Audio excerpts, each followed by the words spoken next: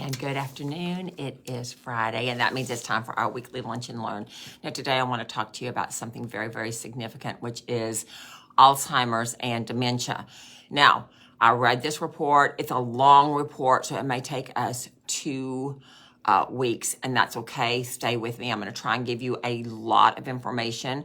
The good thing, the overview is that dementia and Alzheimer's is preventable, and many times it is reversible. Nobody will tell you that. Nobody's told us that in 2 decades.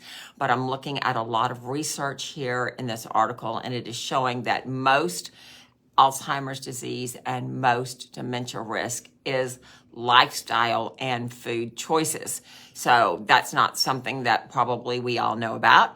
However, that's something that this research is showing us. And so I want to talk to you a little bit about what you can do in order to protect yourself. You know, we're all getting older. And so that's been one of my concerns moving through life is I do not want to get older and have senior moments. We joke about that. Everybody has senior moments from time to time. You've got little file cabinets in your brain and they get full and you just can't put anything else in there because you are stressed. And stress is a big, big thing with Alzheimer's and dementia. And so I'm going to give you some hints. I'm going to give you some lifestyle changes. I'm going to give you some products. I'm going to just help you so that you're able to move forward and not have any of these issues. So for years, I remember as a little girl being in school, doing health class and all that kind of stuff, they said, once your brain cells start to die, they never, ever come back. Now, we know that that's not necessarily true. We know that you've got brain plasticity. Your neurotransmitters are coming and going. Your brain cells are doing the things that they're doing. You can actually retrain your brain. If a part of your brain gets damaged, there are therapies that you can do to activate other areas of the brain to take over. So that's a good thing. So you may be under the assumption that if you already have Alzheimer's, if you already have dementia, you probably wouldn't be watching this program anyway. But if you're a caretaker of someone with that, if it runs in your family, then you might be concerned about it. We need to be concerned, but we also need to be hopeful that if we can just change these things, that we're able to do better. We're able to do better for ourselves, and we're able to do better for the people that we love and care for. All right. We're talking about Alzheimer's disease, and normally we think of that as an old person's disease. However, it's happening to younger and younger people, and so we're going to be talking about that. Many people suffering from dementia have more than one contributing factor that causes that they are living with, and these things are preventable, okay? So your Alzheimer's or your dementia can be temporary. So this is good news. People have not told you this before. A study published in May in the Journal of Alzheimer's Disease pointed out that no pharmaceutical option for Alzheimer's and dementia have offered improvement or even stopped the cognitive decline. And this is important to understand because your medical doctor is only going to go to pharmaceuticals. Now, we are hearing doctors that are saying, what? Herbs? What? Nutrition? I don't know about that. Let me look into that. So they are more open now than they ever have been. So thank God for that. We need to understand that our brain is no different than other parts of our body, and it can get toxic. It can be oxygen deprived. Lots of things can happen in our brain that is preventable and reversible. It says it is not surprising when neurologists say there is nothing we can do. Thousands of patients are told this every day. And Lisa Feiner, a board-certified health and wellness coach, says most doctors are not trained in things like nutrition or stress reduction or toxins or treating trauma or sleep issues. So here we are, toxins, trauma, insomnia, stress. All right. All of those are factors that cause you to go into dementia. So are we going to be able to live a stress-free life? Well, I don't think in this century we are. However, there are things that we can do to put up roadblocks for stress and trauma and that kind of thing. If we are undergoing trauma, there are therapists that can help us to get through that. And so it's not something that just keeps beating us up in our brain, all right? So we want to make sure that we take advantage of that because it is important. Lifestyle modifications are successfully reducing or minimalizing the symptoms for many people. This study was published in August in the Journal of Alzheimer's Disease. So in this study, it showed that 21 out of 25 patients improved after physicians used each person's genetic biomarkers to create a 9-month personalized protocol. Patients were evaluated for multiple contributing factors, which include inflammation, insulin resistance, nutritional, hormone deficiencies, toxins, and genetics. So this is really, really important because every person that walks in my office has nutritional deficits. Almost everybody over the age of 40 has hormonal deficits. And so when we have these, a lot of times we will hear, oh, well, that's just part of aging. That's just what happens when we get older. I'm going to tell you, no, that does happen, but it doesn't have to continue to happen. We can make changes on that. And so we want to do that. So the article goes on to say that with precision medicine approach, I've witnessed person after person regaining lost brain function, getting back their life's work, reestablishing friendships, or starting new creative activities. Dr. Anne Hathaway, one of the study's co-authors, wrote in the Apollo Health article, "It is very gratifying to share this success publicly.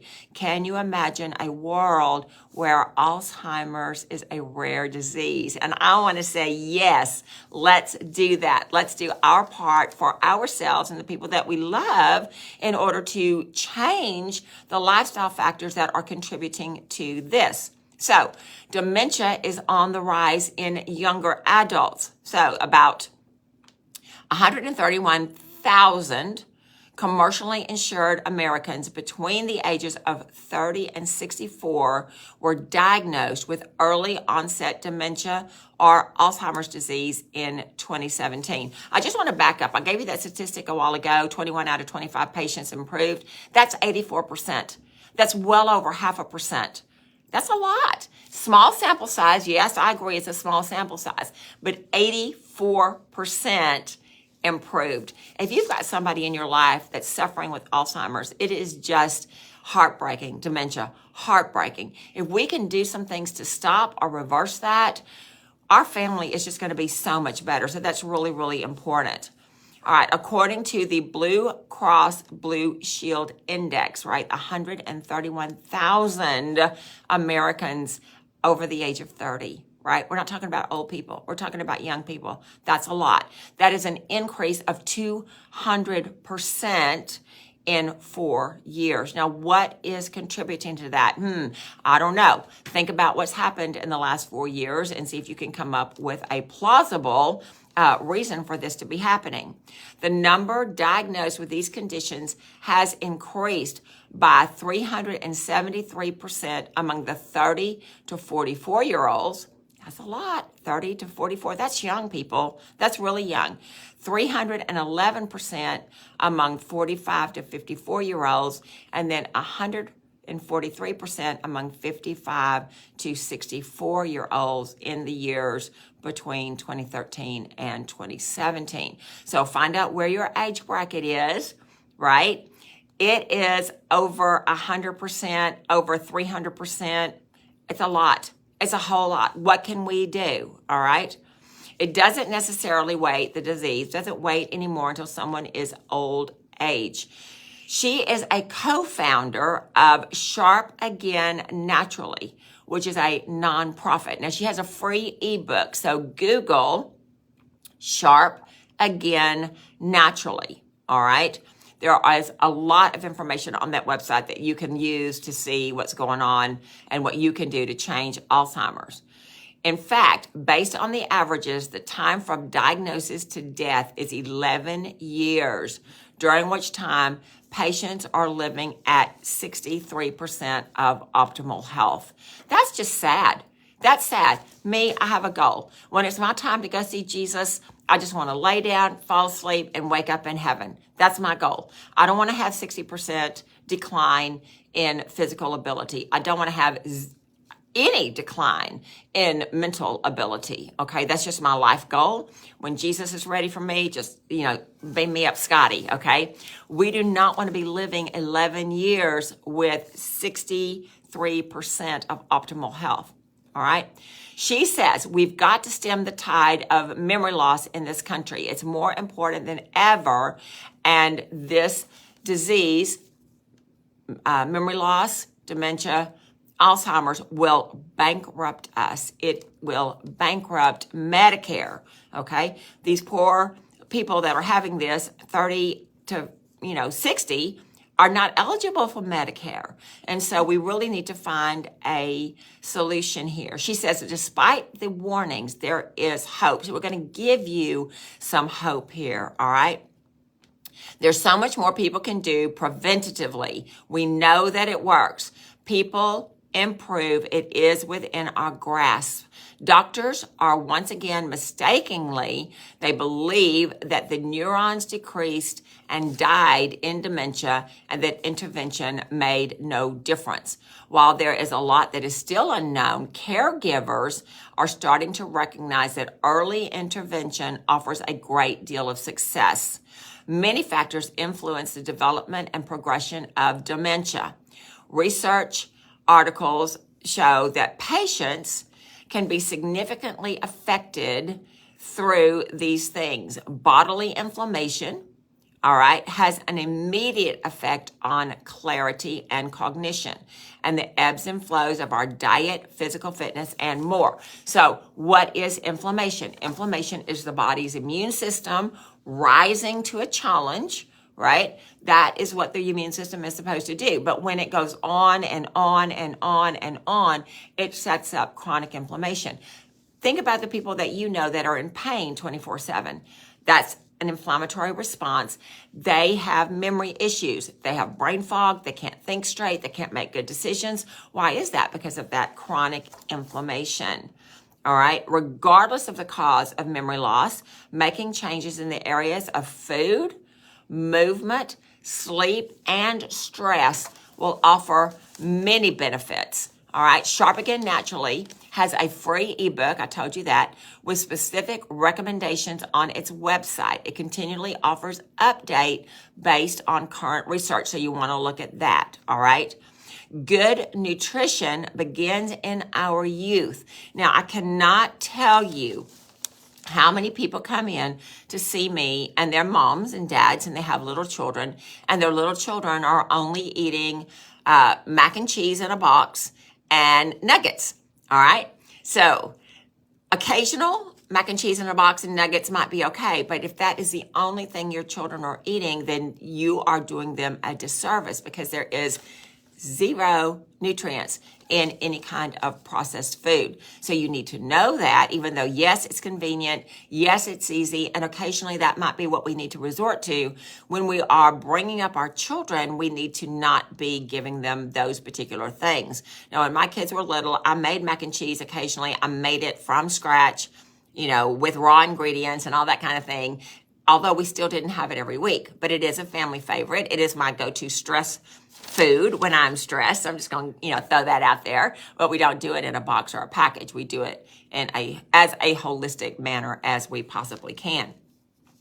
Children do not have vehicles and they do not have income. So they do not have the resources to go out and eat what they want to eat. They are dependent on mom and dad giving them the good stuff.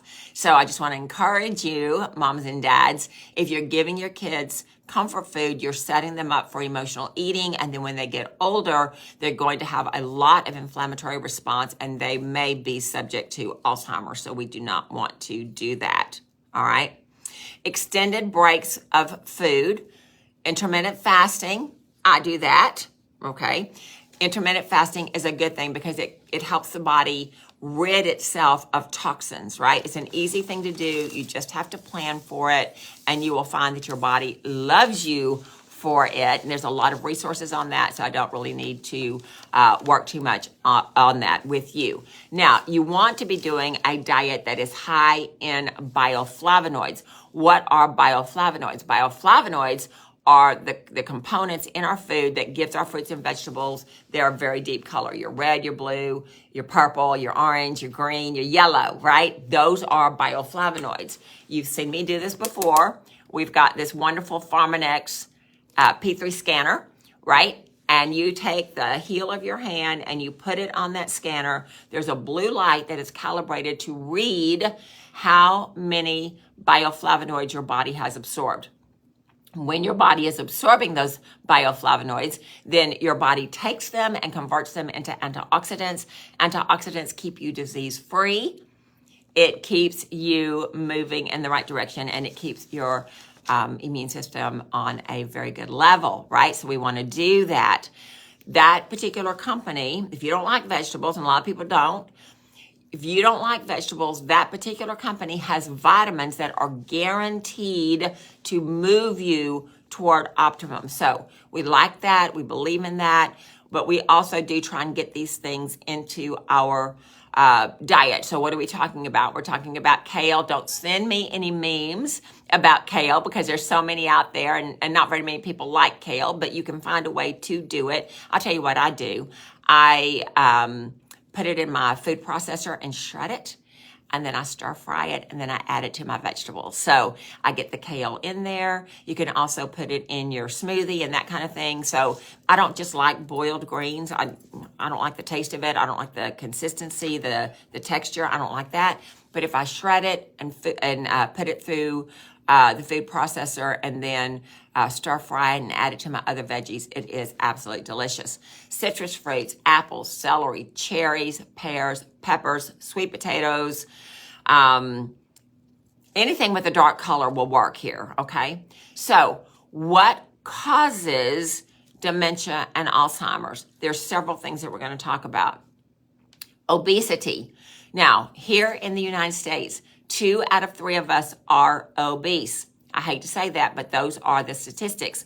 1 in 3 of us is, I maybe didn't say that right. Let me back up. 2 out of 3 of us are overweight. 1 out of 3 of us is obese. Obesity is 30 pounds heavier than the national standards, okay? Now, I know there's a little bit of play in that because height and bone structure and all that kind of thing. However, we have a lot of tools on Google that you can look at. What is your body mass index? You take your height, I think you square it, you divide it by your weight or something like that. And there's BMI calculators on Google. Do it and see where you are, because if you are outside of optimal, then you are at risk for being obese. You're definitely overweight, but you're at risk for obesity, so we don't want to do that.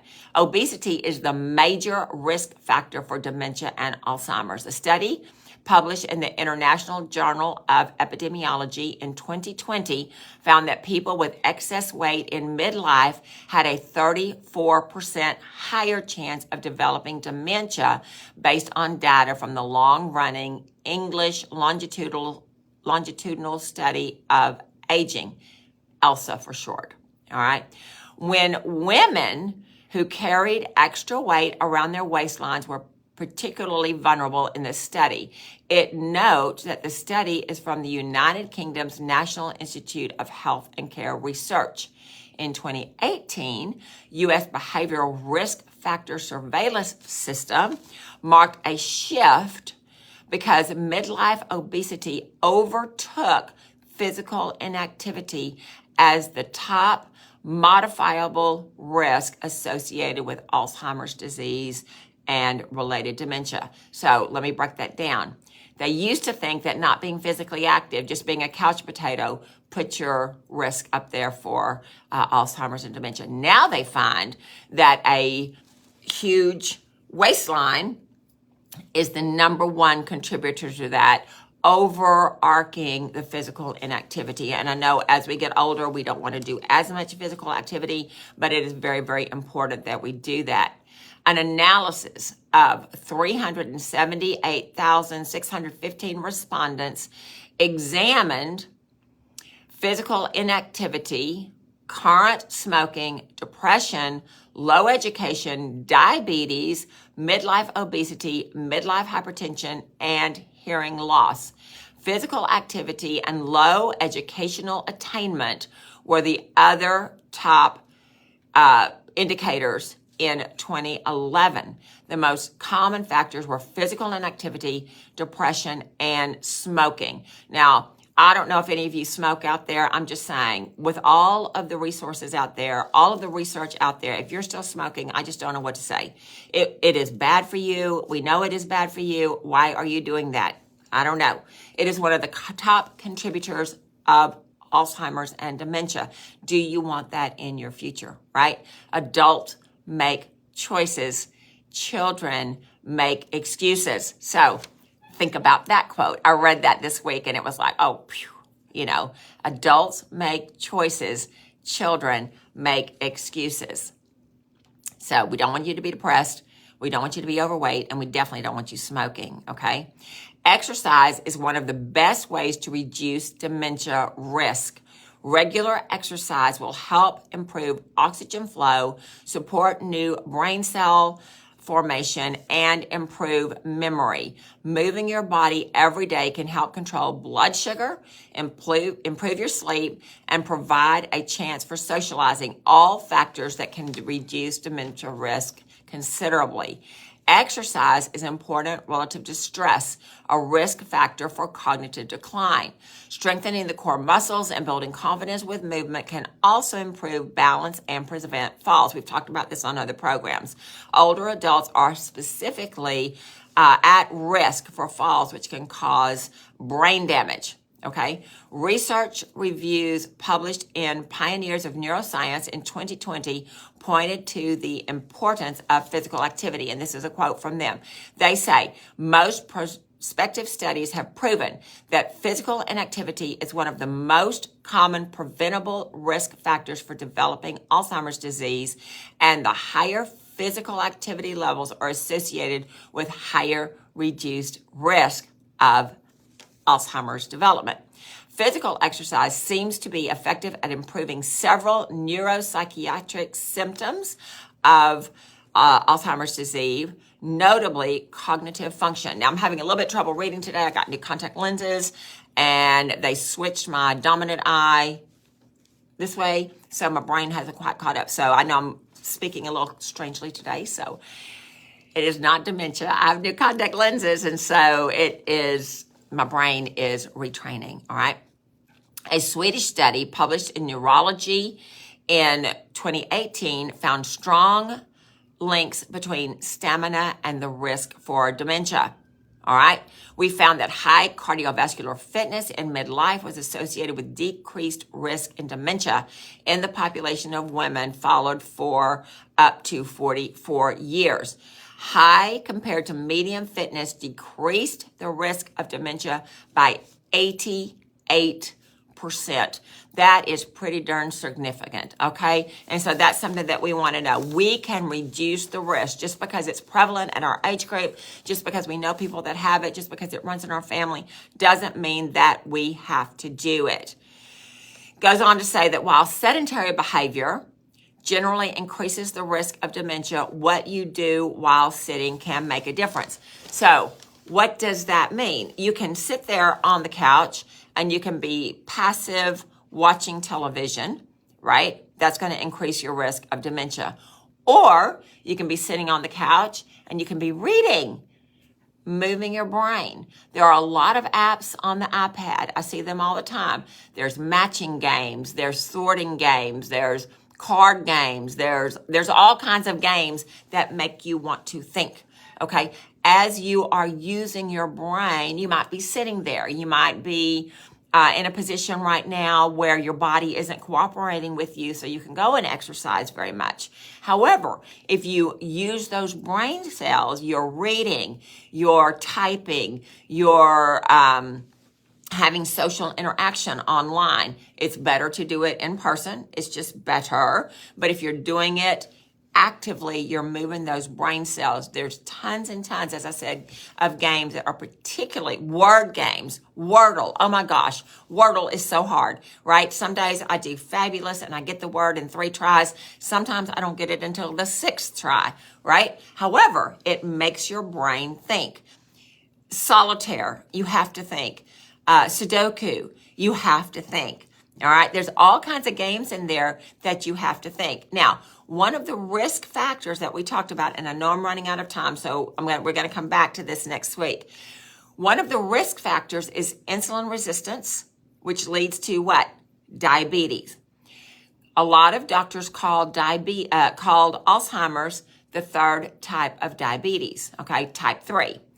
Why is that? Because the brain isn't able to use glucose for fuel. Well, one of the things that you can do for that, if you have that particular type of dementia, is you can put your loved one that you're caring for, you can put them on coconut oil. And I'm talking about the coconut oil that's in the glass jar. You want to get it from the Philippines because that is the premier place to get it, organic and all that kind of stuff. It should have an organic label. It should have a non-GMO label. It is white. It is hard, right? You can stir it into your coffee as a sweetener. You can put it in your pan and scramble your eggs with it. You can do a lot with it. But the study has shown that if you give that person with dementia 2 to 3 tablespoons of coconut oil a day, within 3 weeks, you're going to see improvement. How easy is that? Very, very easy. If you have insulin resistance, then we've got this product. We've talked a lot about Meta. Meta is for any kind of metabolic dysfunction. We've seen on blood work that the numbers come out differently. We've seen scans with fatty liver disease and that kind of thing, where you've got a photo of the liver before, you've got a photo in 90 days, and the photos are absolutely different. And so if insulin resistant, look on your blood work. If you are insulin resistant, then you're going to be more prone to have dementia. So this is a product that will take care of that because it is a metabolic issue, okay? All sickness, all disease is a metabolic issue. The way the body is designed, our metabolic processes are supposed to keep us disease-free and keep us young, okay? When we go haywire is when we have problems. One of the things I talked about today was stress. I keep this, have it in my office, as you can see, but I also have it at home. This is for stress. When you get in stress and you are in long-term stress, if you are somebody that stays in sympathetic dominance, your type A personality, I raise my hand, I stay in sympathetic dominance. That means I'm always busy. I'm always trying to correct something. I'm always trying to fix something. I'm always trying to get something done. I'm push, push, push, push, push. That's not how we are designed. We are designed to push when we need to, rest, relax, enjoy life the rest of the time. Sympathetic dominance, parasympathetic dominance. We should live in parasympathetic dominance. This girl, I'm trying, I'm doing better. This helps me, okay? Do it in the morning, do it in the evening. My sleep is so much better. My stress is so much better. My cortisol comes down because it manages that. And so I am protecting myself from Alzheimer's by mitigating my stress, right? And you can do that too. Those are just 2 of the things that we can do. I guess that's 4. 2 of the things that we can do. And I'm going to come back next week and talk to you about some other things that you can do. We've just run out of time. I know it's the weekend. I want you guys to take care of yourself. I want you to think about, are you in sympathetic dominance? Are you in parasympathetic dominance? Parasympathetic dominance, you are at rest. You are recovering, right? You are feeding your body. Your body is doing what it needs to do so that you can stay healthy. When you're in sympathetic dominance, you're trying to kill the next tiger. You're trying to, put out the next fire, whatever that means in your life. So think about that. Do some research on that. You want to stay in parasympathetic dominance, not sympathetic. So we've got some tools for you. We're going to give you some more tools next week. As I said, it is the weekend. Love yourself, take care of yourself, enjoy your family, do all the things that need to happen so that you can live your best life and avoid Alzheimer's and dementia. I'll come back with part 2 next Friday. Thank you for joining me. Thank you for sharing. Thank you for commenting. Thank you for all the things that you do, because that helps Facebook see that this is something that is valuable. If you found it valuable, then share it, talk about it, and come back and see me next week